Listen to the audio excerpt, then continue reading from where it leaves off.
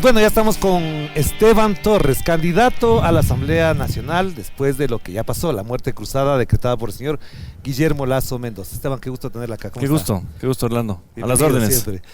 Una primera pregunta, ¿tiene visa norteamericana o no? Estadounidense. Yo sí tengo visa, sí. Hay que preguntar porque parecería que es un derecho político tener visa ahora. Es que en el Ecuador es un tabú, ¿no? Es un tema más bien social. Entonces Claro. el hecho de no tener visa es como que en ciertas clases es terrible. Sí, por eso pregunto, porque alguna gente viene y me saca el pasaporte. Sí. O sea, uno Primer siempre lugar. tiene la visa, pero yo no había viajado, el último viaje creo que lo tuve hace un año, pero no había viajado 7 años de Estados 7 Unidos. años. Sí. Bueno, pero entonces, y la otra pregunta que siempre o normalmente hago es, ¿qué quiso usted ser de grande? ¿Qué se imaginaba ser de grande?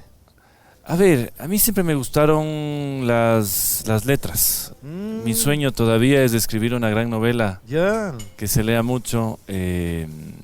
En la universidad decidí estudiar Derecho porque también estudiar Literatura no da letras, para vivir. Sí, a mí me ha pasado, llevo 2 maestrías Sí. de literatura. Pero ese y- es uno de mis sueños, pero Ya. bueno, eso, ¿no? Pero de chiquito sí quería ser, por ejemplo, torero. Ah, también. Sí, claro, Sí, hemos visto imágenes Sí. suyas apoyando a los Claro, sí, a mí toros. me gusta, Ya. pero veo los toros desde lejos.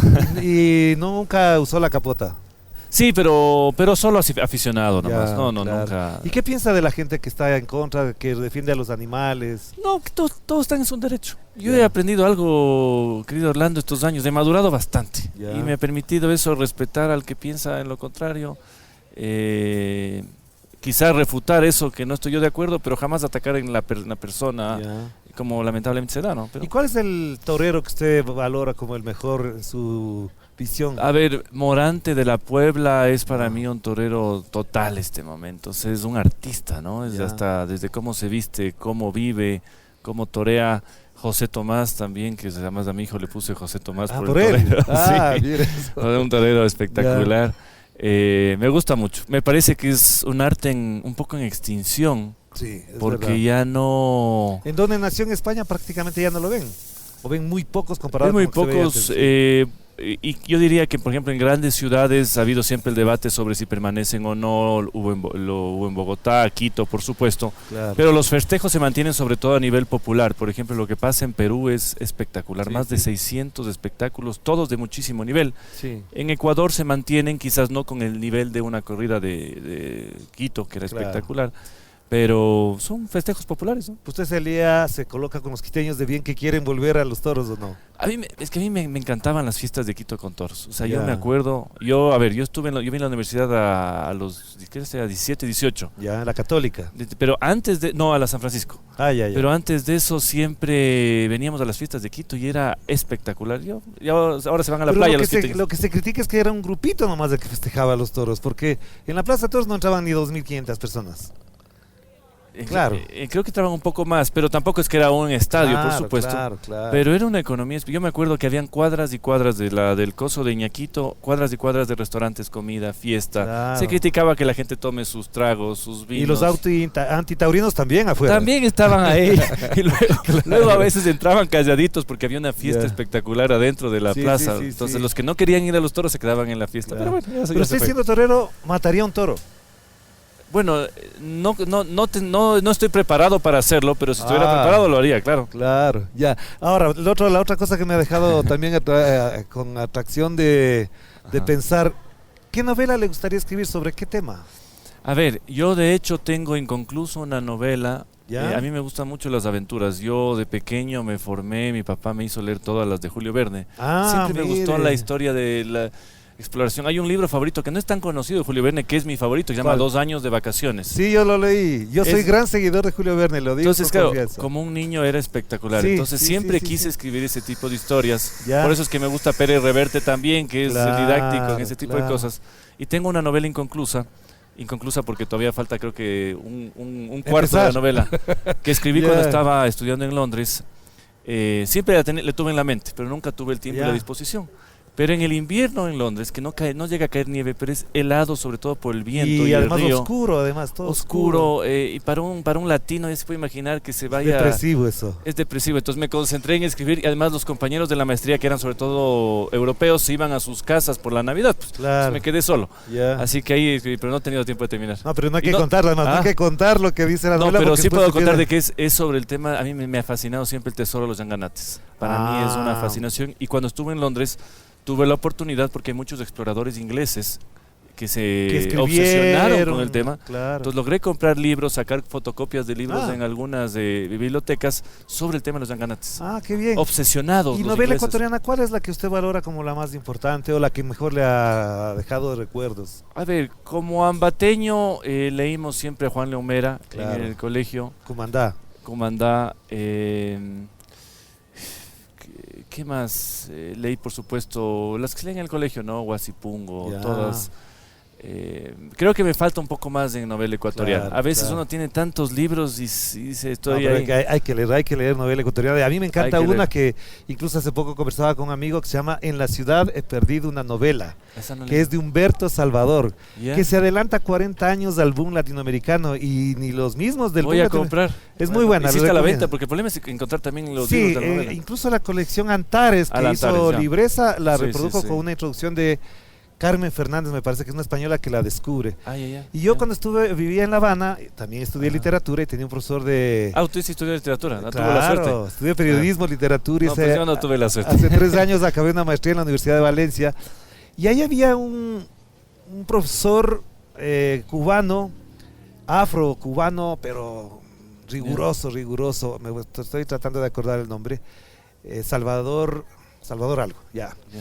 Y me dice, tú, chico, ¿sabes de literatura ecuatoriana? Le digo, claro, por supuesto, cómo no, he estudiado. Dice, ¿pero has leído En la ciudad he perdido una novela? Yo, no. A veces los extranjeros saben más que nosotros, ¿no? Y me da a leer y yo digo, ¿qué es esto? Es un Ya. monstruo de Voy a leer. de novela que vale la pena. Pero además le digo, se adelanta al boom, porque mete cine, teatro, crónica Espectacular. periodística. Creo que está escrita en 1926 y los que nos ven me corrigen mejor, Ya, pero es voy a 1926 una gran novela. Humberto Salvador, que además es conocido solamente porque se hizo famoso por la novela Trabajadores, que es de corte socialista. Claro. Cuando él así escribe es. eso ni siquiera estaba pensando en eso, pero bueno, estamos en el tema... Ah, no, y solo para terminar la Ajá. anécdota de teleescritura. Yo pensé que iba a haber tranquilidad en la asamblea estos 2 años y yo siempre he querido estudiar una maestría en escritura creativa. Ajá. Me inscribí en una maestría en ¿En escritura dónde? creativa en la Universidad de Salamanca, que es a Ya, distancia. claro.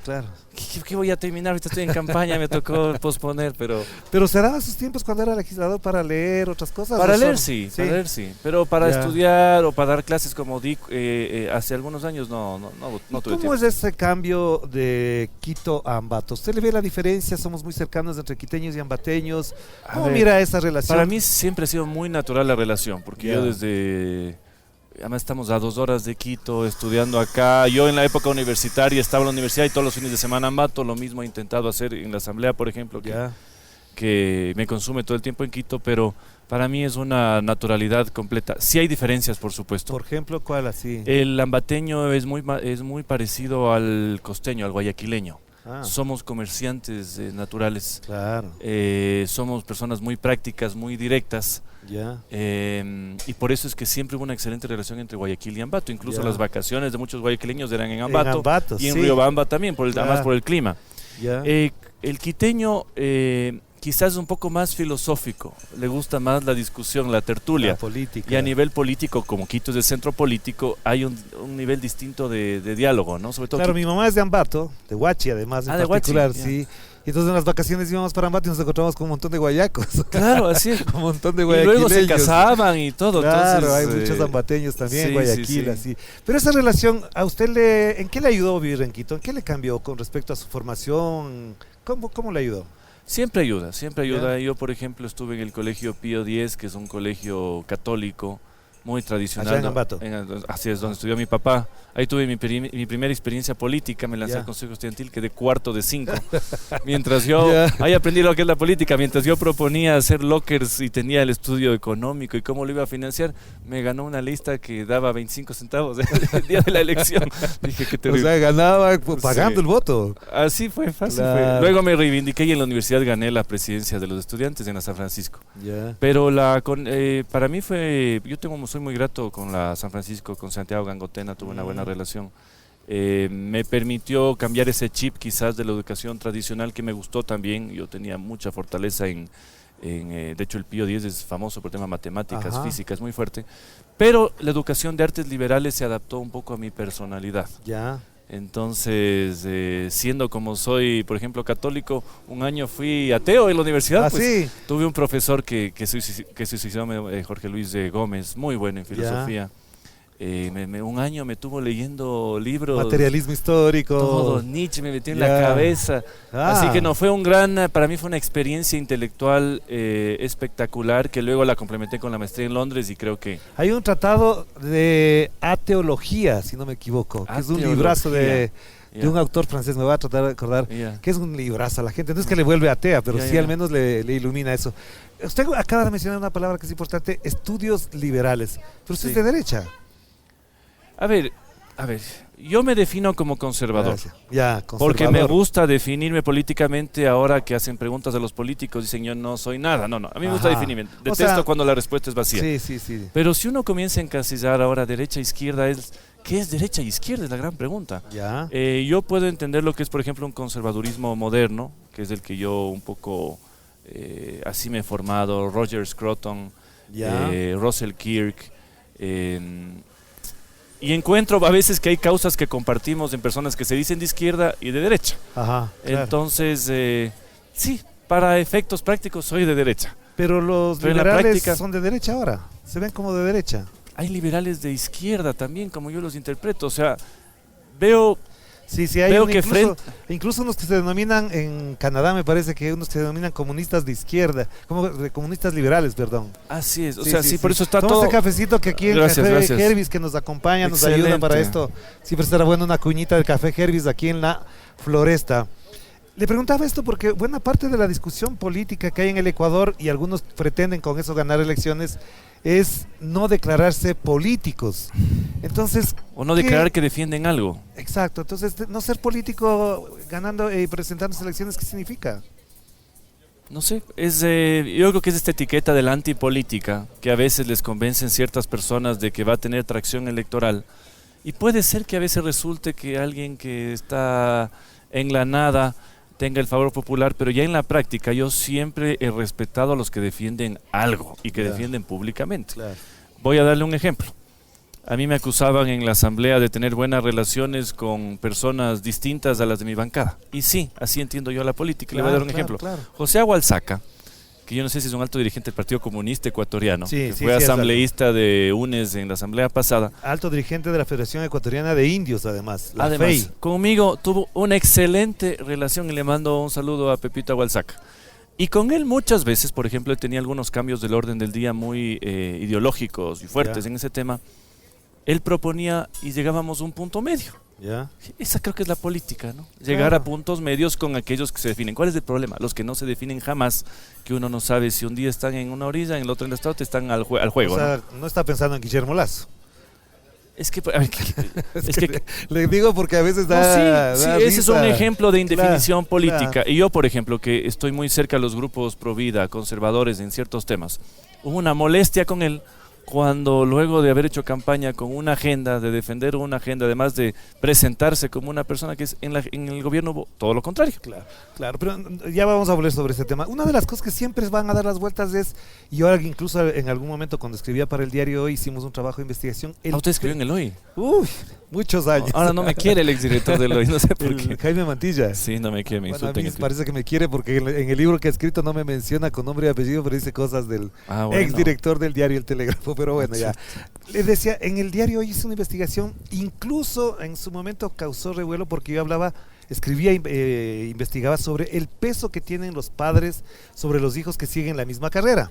Siendo periodista, el hijo se hace periodista; siendo médico, el hijo se hace médico. ¿A usted qué le determinó que su padre sea político, que sea una figura política pública, relevante en Ambato, en el país? A ver, lo primero que pesó en mi formación sin duda fue el hecho de ser abogado, ¿no? Yo soy abogado de profesión, he litigado, he ejercido. ¿Y su papá también? Mi papá también, mi abuelo también, entonces hay una tradición jurídica en mi familia.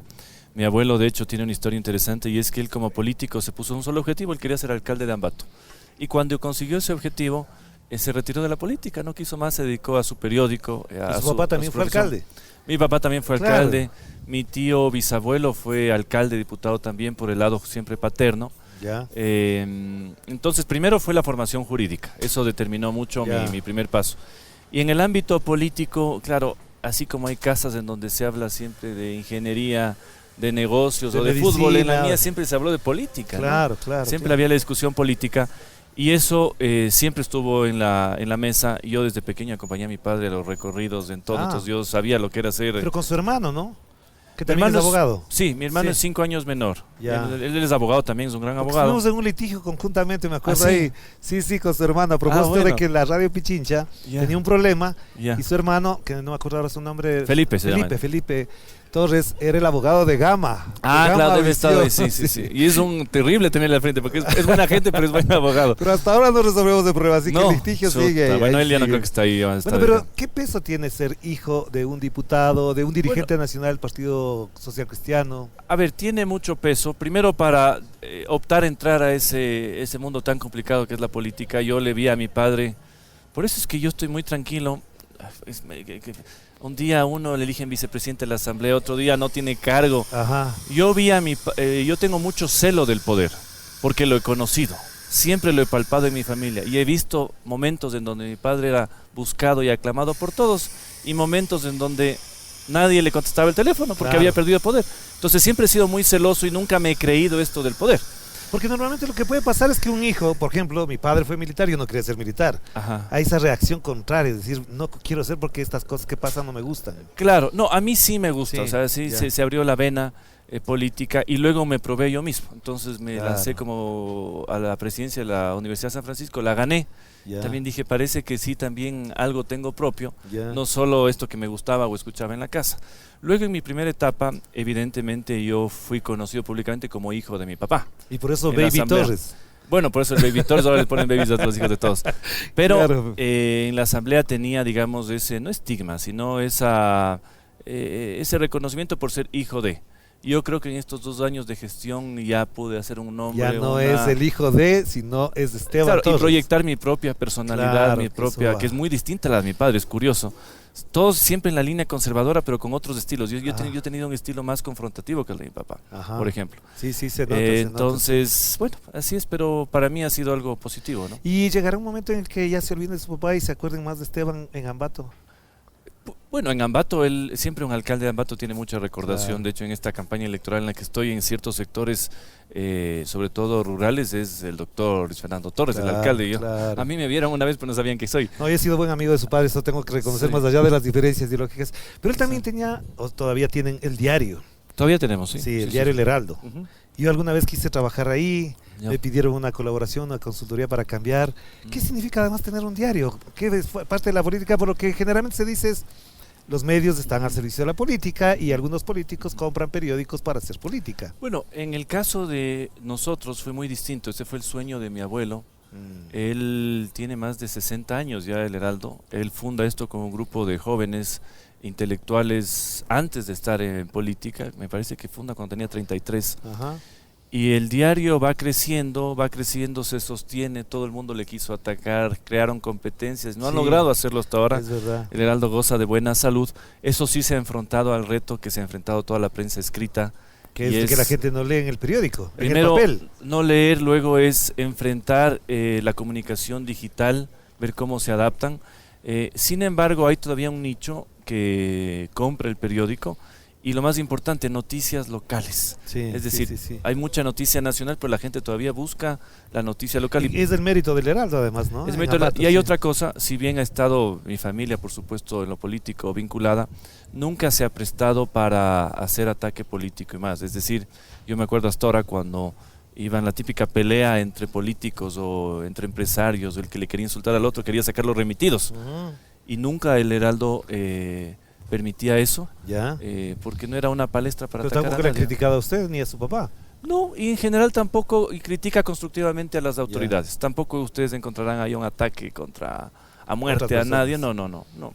Ya. Ha sido, además, hay mucha cercanía ahí con la Iglesia Católica en Ambato. Ellos también es son verdad. parte del El accionariado. accionario, sí. Entonces eso también le orienta, digamos, una prensa con servicio social que tiene que reinventarse sin duda si quiere permanecer. Claro ¿no? que sí. Como Hagamos todos. la pausa. Vamos a volver enseguida para seguir conversando con Esteban Torres, candidato del Partido Social Cristiano. Y como él lo mencionó, también fue vicepresidente de la Asamblea, creo que por 3 o 4 días. 3 días, sí. Vamos a la pausa.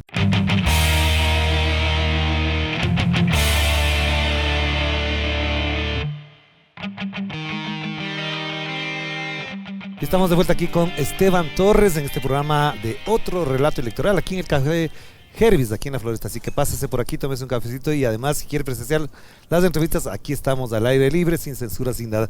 Esteban, ¿cómo se define usted como persona por fuera de lo político? ¿Es un tipo romántico? ¿Es un tipo que se apasiona con las cosas, con las mujeres? ¿Con qué se apasiona usted?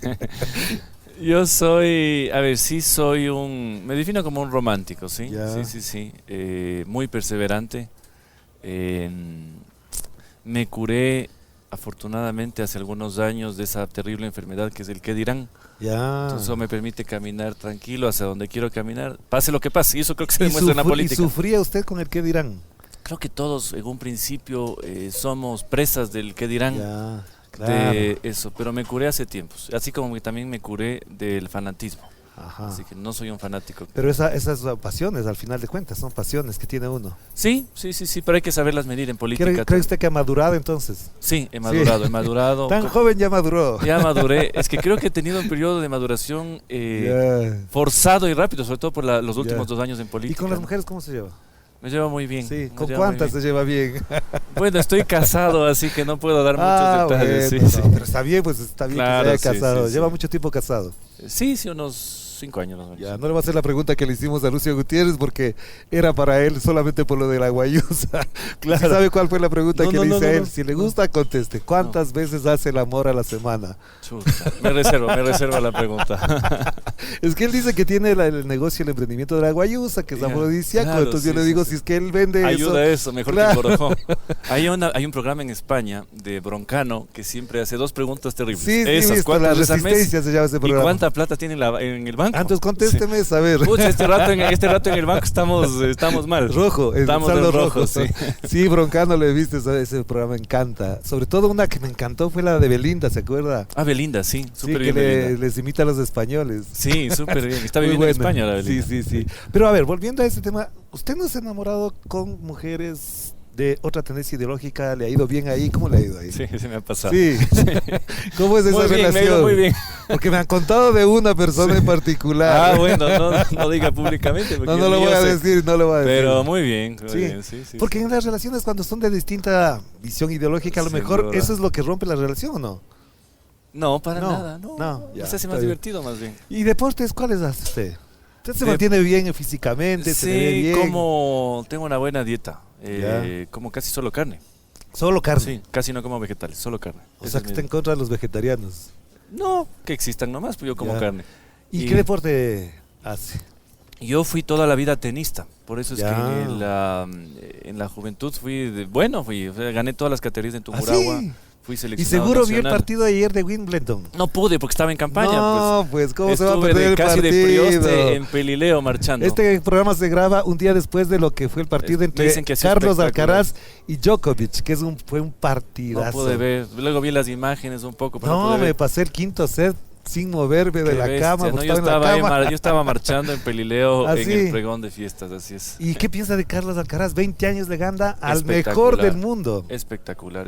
Yo siempre fui fan de Sampras. Cuando yo estaba en Peter Sampras, sí. Me encantaba el estilo de Sampras, me encantaba su formalidad. Él siempre jugaba de blanco y cuando jugaba el US Open en la noche jugaba de negro total. Negro, sí, es y verdad. siempre jugó él, por ejemplo, con la camiseta, como era antigua, ¿no? Con la polo, de verdad. Ajá. Hoy veo que usan camisetas y todo, pero Alcaraz es una máquina. Va a dar mucho que hablar. Muchísimo, tiene 20 años. ¿Y de los ecuatorianos? Andrés Gómez lo vio jugar. No le vi el partido de Roland Garros que ganó. No en vivo, porque yo tenía 1 año en los 90. Pero siempre fue Andrés Gómez una referencia para nosotros. Yo soy de una generación de tenistas, son grandes amigos, muy buena. Por ejemplo, Gonzalo Escobar, Patricio Alvarado, Juan Martín Paredes, todos les fue muy bien. Juan Martín Paredes, y de hecho, hablando de Andrés Gómez, uno de mis mejores partidos como juvenil fue cuando le gané a Emilio Gómez. Hijo de Andrés Gómez. Hijo de Andrés Gómez. Claro. Si no estoy equivocado, era un nacional, no eran los Juegos Nacionales en Ibarra, pero era en Ibarra. Creo que ya. Y claro, estaba mi papá, que era buen amigo de Andrés Gómez. Ya. Imagínense la leyenda Andrés Gómez y le ganan un tercer set. No, pues un partidazo, sí. Ahora no le puedo ganar. ¿Y es hincha del técnico universitario o del Macará? Del Macará. Mi papá es del técnico universitario. ¿Ah, sí? Ahí por eso los del técnico se me resienten, pero cuando les hago acuerdo que el gran trauma futbolístico lo causaron ellos, porque hubo un partido, no se acuerda que nos ganan 3-0, 3-1, y el que ganaba se iba a la B. Eso fue hace poco. No me acuerdo. Y gana el técnico. Entonces el Macará se va a la B. Se fue a la B. Por culpa del técnico. Y de los jugadores nacionales, ¿a cuál admira? Así como históricos que le haya visto. Yo creo que todos los que vimos la primera clasificación del mundial. Al mundial teníamos. ¿Qué edad tenía usted ahí? Tendría unos 11 años más o menos. Claro, entonces eso marca la vida de cualquier eso persona. Marca, claro. Eso marca. Porque en cambio a mí, contrariamente, toda la vida nos frustrábamos de que no clasificábamos al mundial. Claro, y cuando ya clasificamos ya estamos mayores. Ya estamos mayores. No, pero esa selección, Javier, el team. Por eso yo cuando luego les vi en la asamblea, más allá de que les haya ido bien o mal como asambleístas, siempre les tuve un respeto y una deferencia porque eran figuras. Claro. Si quisiéramos tenerle aquí a Iván Caviedes, si nos está viendo Iván Caviedes, le esperamos aquí para conversar sobre eso. Un crack. Oiga, volvamos a la política porque para eso lo invitamos, pero bueno, como es una conversa abierta, todo cabe. ¿Qué piensa de Jaime Nebot? ¿Cómo le ve a él? ¿Cree que ya llegó su eclipse? ¿Hasta dónde lo que él habla ahora sigue marcando la pauta política del país? ¿Cómo lo mira usted? A ver, yo creo que es un actor determinante en la política nacional todavía. Él mismo lo dijo en esta última elección, que su ciclo político él cree que ha pasado, pero sigue siendo una fuerza política en el país, ¿no? El Partido Social Cristiano gira alrededor de él. Y bien o mal, incluso para sus detractores, todavía lo tienen que tener en cuenta, ¿no? Pero es que una de las características del político ecuatoriano es que nunca se jubila. No, los políticos se mueren en el cargo, los políticos. Salvo Rodrigo Borja, digamos que está ahí como alejado. Pero intentó, ¿no? Sí, intentó, 2 veces. Ya luego no hubo lo mismo, Osvaldo Hurtado intentó, no le fue muy bien, pero normalmente sí. ¿Y usted cuándo se va a jubilar de la política? A ver, esto es curioso, yo me había trazado, porque claro, uno piensa aquí que se puede planificar políticamente en el país. Esta primera diputación que yo gané, ver si me iba a una reelección en el 2025. Ajá. Se ha adelantado todo, estoy nuevamente de candidatos, una elección muy complicada. Siempre a los asambleístas se les contamina por el tema presidencial, las planchas presidenciales, pero no sé, no le podría decir. Si ya me retiro o me quedo. Pero su idea de futuro, ¿cuál es en lo personal, en la familia? ¿Hacer fortuna, dedicarse a un negocio, a su estudio jurídico? ¿O continuar la política y llegar a ser presidente de la República, por ejemplo? Yo sí me he propuesto ser presidente de la República, ser candidato a la presidencia, pero ese es un camino minado realmente, nunca sabe, bien complicado, y no me he obsesionado con esa idea. Además, como digo, le tengo tanto celo al poder porque lo he visto siempre en mi familia. Claro. Y he visto cuando hay mucho poder y cuando hay poco poder. Le voy a dar solo una anécdota. En la elección a la vicepresidencia de la Asamblea con 100 votos, muy compleja, cuando el gobierno decía que iba a haber una jugada maestra para que eso se rompa y no se rompió. Así es. Recibí en mi WhatsApp, que se entiende que es gente que aún no le conoce, 347 mensajes de felicitación. Por la elección a vicepresidente. Por la elección, entonces, personas con las que no estuve en contacto. Cuando me quedé sin cargo, nunca hubo 5 mensajes. Qué pena. Oye, así es el poder. Claro, entonces, yo veo que hay mucha gente que se marea. Incluso a veces tienen un pequeño gramo de poder, tienen algún cargo en el municipio y todo, y son... Es que el poder desnuda a la gente. Claro. Y sobre todo lo que decía, ya me olvidé el nombre, es un biógrafo del poder famoso, revela quién es la persona del poder realmente. Revela con B pequeña. A veces hay un pequeño gramo de poder y ya la gente se pierde la cabeza, claro. Entonces cuando dejan de tener poder se dan contra la vereda. ¿Y a quién apoya por la candidatura a la presidencia? A Topic es el candidato. Bueno, es el candidato de la lista nacional que yo respaldo. ¿Está convencido que es el candidato que merece la lista 6? El problema actual de inseguridad para 18 meses creo que tiene que ser resuelto por alguien que sepa sobre ese tema, tenga la firmeza y lo quiera enfrentar. Pero para eso se necesitaría un buen ministro de Interior nomás, pues no un presidente. Pero siempre es el presidente el que marca la pauta. Por ejemplo, yo cuando veo que hay presidentes que se quejan con los mitos, es el presidente el que marca la pauta, hablando de este propio gobierno, ¿no? Entonces yo veo que él tiene el perfil para resolver ese problema. Quizás su inexperiencia política se pueda compensar y contrarrestar con la del PSC, que sí tiene experiencia política. Pero por eso apoyo. Pero las encuestas le van muy mal. O sea, empezó bien, se infló un poco, pero ahora no pasa ni del 5%. ¿Qué pasó ahí? Hay que ver qué encuestas y qué encuestas, ¿no? Bueno, en todas, yo veo entiendo todas. Que encuestas que maneja esa campaña les va muy bien, sobre todo en las provincias fronterizas y en la costa. Sin embargo, no hay que desconocer que todavía hay liderazgo sobre todo de Yacu en la Sierra. ¿Qué piensa de la persona que va al frente de las encuestas, Luisa González? A ver, a Luisa yo le conozco en lo personal. Sí, porque estuvieron en la asamblea además. Estuvimos en la asamblea, es una buena persona, muy respetuosa. y además compartió conmigo una causa, por eso es que yo me refiero que las causas ahora son transversales. Claro. El tema Provida. Claro, votaron ustedes en contra de eso. Sí. Así es, no, y éramos siempre en ese tipo de cosas que es interesante, porque uno se arman equipos por el otro lado y se arman equipos transversales por el otro lado. Estaba en la causa Provida, creo que ella en lo personal es una buena persona. No sé quién realmente tenga la experiencia para enfrentar el problema del país en 18 meses, no es sencillo, es muy complicado. ¿Usted no le ve a ella con esa capacidad o sí? No le he visto en un cargo de gestión política, digamos, de dirección política. Ya.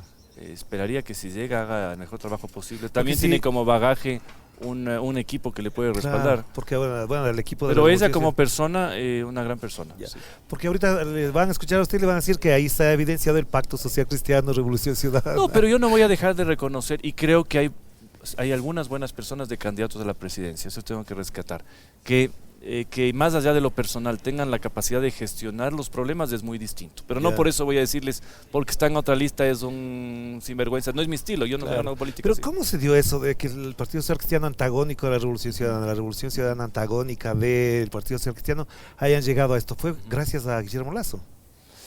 Yo creo que fue... a ver, primero, no es que la gente se imagina que habían pactos y cosas, jamás hubo pactos. Lo que habían era coincidencias políticas por coyunturas del momento. Por ejemplo, cuando, y esto creo que inicia un poco este tema en la Asamblea, que se presta para que el gobierno, cuando pierde el control de la Asamblea, lance esta teoría de la conspiración. Pero cuando vimos que había una expresidenta de la Asamblea entregada completamente al gobierno, que la agenda la manejaba el gobierno, que el orden del día la manejaba el gobierno con previa aprobación, dijimos esto tiene que cambiar. Claro. Entonces esa fue, digamos, un ensayo en donde se le quitó el control de a la Asamblea al gobierno, sacándole a la expresidenta Yori, y en donde las dos fuerzas funcionaron de forma muy profesional y fuerte, ¿no? ¿Cómo cambió esta relación, este ambiente que tenían en la Asamblea con respecto a lo que usted piensa de Rafael Correa? Que digo esto porque es un personaje decidor de la política, está mencionado todo el tiempo, lastimosamente para unos, ventajosamente para otros, todo el tiempo está en vigencia política. Es Rafael que es Correa. porque, a ver, esto yo también siempre lo hablo con ciertos amigos, ¿no? El anticorreísmo más rabioso y fuerte que se concentra sobre todo en Quito y en Quito Norte, en donde digamos se calienta esto que en teoría comunicacional política se llama el círculo rojo. Así es, le permite estar vigente no solo a un expresidente, a un líder político, sino incluso a su opción política con mucha fuerza. Claro. Entonces yo creo que esas son los grandes causantes de que esto existe. Además, esto está en El Padrino y en todos los manuales de política. Al adversario político no se lo odia, porque ahí se lo engrandece, se le combate. Y se lo respeta. Y se lo respeta, por cierto, pero no se le odia. Y eso creo que ha permitido que, más allá de los ciclos políticos que se tienen en política, siga vigente ese ciclo, precisamente por esa recordación, los medios de comunicación que lo achacan los problemas, y lo único que generan que es que en el votante, que es muy distinto al círculo rojo, se genera una recordación todavía positiva que les permite tener una opción. ¿Pero electoral. qué piensa de Rafael Correa después de este acercamiento? No digo que coalición. Bueno, yo nunca he hablado con él. Las únicas 2 veces que tuve contacto fue precisamente en un informe a la Nación de él cuando era presidente. Yo siempre fui como asambleísta alterno. No porque quisiera tanto estar ahí, o sí porque quisiera estar ahí. Era por interpretar cómo el correísmo manejaba los símbolos políticos en esos... En el poder. Y era muy interesante. Aprendí muchísimo también ahí. Y bueno, ahí no saludé, pero estuve también cuando él dejó el mando como asambleísta alterno y estaba al lado de mi padre, me acuerdo que estaba el Patricio Donoso al otro lado. Y cuando Correa entrega el poder a Lenín. Entonces, cuando él sale y se baja del estrado del Congreso, se acerca a mi papá. Y le saluda, le dice: Luis Fernando, yo siempre te he respetado, has sido un adversario respetuoso, combativo, pero respetuoso. Y se fue. Y me acuerdo que la mano ya le estaba sudando y luego terminó en el hospital. Sí, es verdad. Así que son las únicas 2 veces que le conocí. Creo que es una figura polémica, tiene muchísimo volumen político, es decir, no es un político light, es un peso pesado. Es un animal político. Es un animal político como hemos visto en muchos casos de la historia ecuatoriana. y que todavía tiene vigencia, ¿no? ¿Y usted cree que se ha hecho justicia con él al acusarlo por influjo psíquico? ¿Cree que eso está mal, que siente un pésimo precedente? Porque normalmente lo que se dice ahora es que no te metas a la política porque puedes terminar preso o encausado. A ver, sin duda es complicado y hay muchos cargos en donde hay problemas en Contraloría muchos años y por eso es que no todos los hombres honestos quieren entrar porque Exacto. dicen por un sueldo de $3,000 me voy a comer un problema de 7 años entonces eso aleja a muchas personas. A ver, en el caso de él tengo dos opiniones, una como político y una como abogado. Ya. En lo jurídico me parece que muchos de los procesos no tienen la fortaleza que pensaron sus detractores que tenían. Ya. ¿Sí? Y en un caso específico, por ejemplo, la Corte Interamericana ha dicho específicamente que no se puede condenar a alguien por un testimonio. Claro. Y eso sucede en un caso de él, ¿no es cierto? Claro. Y con otras personas también, ¿no? Y con otras personas también. Y quizás por eso esas sentencias que se han celebrado y festejado a nivel local no tienen incidencia internacional. Y por eso es que incluso esas condenas o esas sentencias están en veremos si el correísmo, digamos, logra lo que está buscando en la ONU, que es una especie de anulación internacional para luego anularlo acá. Y por eso es que tampoco, y la gente no entiende por qué, la Interpol no hace caso a la sentencia y es porque... Claro, entonces, creo que en lo jurídico hay que cuidar mucho eso. Ahora, en lo político, creo que esa es la gran motivación para que hayan iniciado esos procesos contra ellos, porque lamentablemente hubo muchísimas injusticias también cuando ellos ejercían el poder, hay que decirlo. Entonces, esa sed de venganza también tiene una cierta motivación. Claro. Entonces yo como no soy vengativo, veo eso con preocupación un poco para el país, ¿no? ¿Cómo cree que va a terminar Guillermo Lasso? ¿Qué le depara la historia? He escuchado a algunos con mucha sorna, con ironía, decir que en la historia del Ecuador serán 4 líneas las que ocupe Guillermo Lasso. ¿Qué opina? A ver, yo creo que fue una oportunidad histórica perdida. Desde el otro lado quizás, ¿no? Desde el lado del correísmo de la izquierda se vio ya la presidencia de Lenin como una especie de transición. Y el gobierno que venía tenía que ser una consolidación de que algo distinto puede funcionar. Y creo que ha sido un gran fracaso. Y esa creo que va a ser la recordación del presidente y de su gobierno, un fracaso en gestión pública, un fracaso en obra pública, un fracaso en lucha contra la corrupción. Es decir, no ha aportado nada al país. Y creo que junto con el gobierno del 96 será recordado como uno de los peores gobiernos desde el regreso a la democracia. ¿Usted conversó con él? ¿Habló con él al principio del gobierno? ¿Tenían buenas relaciones? ¿Cómo le mira ahora? A ver, yo le conocí algunas veces, no muy cerca, por supuesto, en algunas de las campañas electorales. La del 2017. La del 2013 le conocí, yo era pequeño todavía. La del 2017 un poco menos. Y la del 2021, claro que nunca a profundidad. Pero como también era nuestro candidato presidencial, en ciertos recorridos coincidimos en Ambato. No sé, no pensé que iba a ser lo que iba a hacer en el gobierno. Siempre defraudó.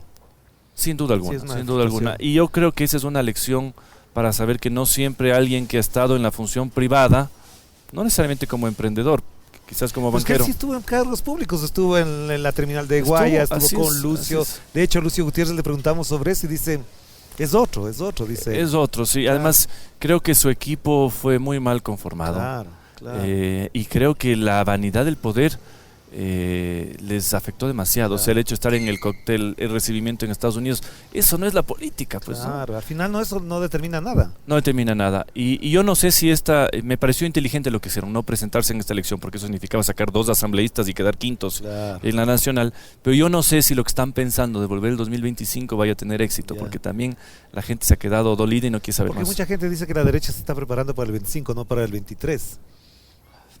Es que en el Ecuador es muy difícil planificar todo, la verdad. Yo creo que la preparación es constante, permanente. Vamos a ver qué pasa. Una última pregunta entonces frente a esto. ¿Qué opina de la muerte cruzada? ¿Cuánto daño le hizo al país? ¿De qué manera esto cambió radicalmente algunas cosas? ¿Reestructuró la política? ¿Qué significó la muerte cruzada? Porque ahora lo conversamos, pero con la historia se podrá ver de otra manera. O sea, fue una acción desesperada de Guillermo Lasso que al final le condena a él también. A ver, yo creo que fue el movimiento lógico de una persona que se ve acorralada. Eso era, o mato yo primero o me matan a mí. Y yo no... En lo personal, creo que la decisión que tomó es muy lógica, ¿sí? Para Ahora, él. Para él, por supuesto. Ahora, para el país, Para el ¿qué país. significa la muerte cruzada? Le ha significado un parón total económico. Es decir, estos meses no se mueve nada de nada y sobre todo los temas inmobiliarios están parados, la incertidumbre de saber quién se sienta, qué va a pasar en los próximos La meses. inversión extranjera ni siquiera 17 millones o 27 millones Sí. ha hecho el gobierno en lo que va del año. Claro. Entonces, creo que ha sido muy traumática. ¿Qué permitirá esto? Evidentemente cambiar de gobierno. La asamblea creo que tendrá una composición bastante similar. No veo que ningún grupo vaya a tener una mayoría No, imposible. Por el método es determinante, difícil. entonces será bastante parecida la Ya. asamblea. Y lo otro, el costo, ¿no? Si se quejaban de que la asamblea costaba, ¿cuánto? 50, 40 millones al 37 año. millones decían al año. Este proceso costará 100 millones de 120, dólares, en lo claro. mínimo. Entonces, es terrible, terrible. Pero, a ver, la última pregunta ahora sí. Ajá. Con todo esto, con Aguad, con lo que ha pasado con Cintia Viteri en Guayas, con Guillermo Lazo, ¿por qué la derecha sigue insistiendo en la misma lógica muy neoliberal, muy radical en eso, tomando en cuenta que este país no asimila el neoliberalismo como, por ejemplo, Chile? Es que yo no sé qué se percibe como neoliberalismo o como derecha desde el lado de la izquierda, porque yo soy muy crítico con la propia derecha. Es decir, yo no veo realmente una tendencia, si se puede decir. Yo soy, como digo, me defino como conservador porque me gusta definirme político, no me gusta decir no soy nada y soy progreso, no. Sí. Pero no veo tampoco esa fortaleza y además el tema electoral no permite que la política se convierta en una secta, ¿no? Tiene que ampliar su espectro. Pero O sea, ¿usted cree que la derecha debe modernizarse, sin actualizarse, sin duda. pensar más en la ciudadanía que en los negocios, como se le cataloga? No, y estigmatiza normalmente. es que la política mercantilista siempre ha existido y ha existido en derecha y en izquierda, pero digo ¿no? en la derecha, hablando de la derecha. Sí, quizás es un prejuicio que se tiene desde la izquierda, decir la derecha llega a hacer negocios. Y la verdad es que sí lo hace. Claro. O sea, lo que hemos visto en este gobierno es terrible. Obvio, pues, claro. Pero también la hace la izquierda. Es decir, no es... la política yo creo que a hombres de derecha y de izquierda les vuelve locos. ¿Pero qué algunos. derecha necesita este país entonces? A mí me gustaría ver una consistencia ideológica en las nuevas demandas ciudadanas. Por ejemplo, creo que la derecha sí tiene que tener una posición respecto al tema de la inmigración, al tema de fronteras, al tema de los indígenas, por ejemplo, de la plurinacionalidad. que es muy complejo en el país. Claro. Es decir, hay una serie de luchas que están, digamos, en el aire, Ya. que no se cristalizan en política, y yo esperaría que haya una derecha, si le podemos llamar derecha, que por lo menos discute esos temas, ¿no? ¿Usted considera que la alcaldesa de Ambato, la señora Caiza es, ¿no? Diana, ¿sí? Sí, Diana Caiza, ¿es de derecha? No sé. A ver, Porque ella... ha hecho buenos negocios, es decir, le ha ido muy bien con la cooperativa. O sea, su esposo es el dueño de una ajá. cooperativa muy importante. Sí. El sector indígena en Tungurahua quizás es distinto a veces al que se puede percibir en Cotopaxi o en Chimborazo. Ajá. El sector indígena en Tungurahua, con el que tengo mucho contacto y amistad, es muy emprendedor, le gustan los negocios. En Tungurahua hay una particularidad, es que la gran mayoría son terratenientes, y no me refiero a grandes extensiones, todo el mundo tiene su tierrita, todo el mundo está. Y eso también permite una lógica distinta. No sé si es de derecha o de izquierda, pero le digo, si es de izquierda le va muy bien en los negocios, y siendo de derecha, digamos, ojalá le vaya bien en la alcaldía. espero que le vaya bien en la alcaldía por todos los zambateños, ¿Usted ¿no? cree que efectivamente ese sería un modelo, digamos, de izquierda más liberal? Izquierda liberal. No sé, es que no sé si son de izquierda, quizás no son de izquierda. Por eso. Lo que sí les Ya. veo quizás es en una orilla distinta a la que lidera, por ejemplo, la Avenida Ziza, mucho más Ajá. ideológica. Yo creo que son necesarias las ideologías, Ya. y las ideologías que se hacen públicas y que se trabajan, sin que eso signifique necesariamente que el destino de un país se soluciona solo con esa ideología. O sea, yo creo que hay problemas y uno dice, ¿cómo enfrento el problema? A veces tenemos caminos distintos para llegar a la misma solución. Y ahí es donde tenemos que, si no hay nadie con una mayoría, hablar. Claro que sí. Gracias, Entonces, Esteban. Gracias. Ha sido un gusto conversar con usted. Gracias, lo mismo. Y gracias a ustedes por acompañarnos en este diálogo con Esteban Torres, candidato a la Asamblea. Él fue vicepresidente por unos días, ya sabemos por qué. Y por supuesto también víctima, si lo queremos ver así, de la muerte cruzada. De esto vamos a seguir conversando.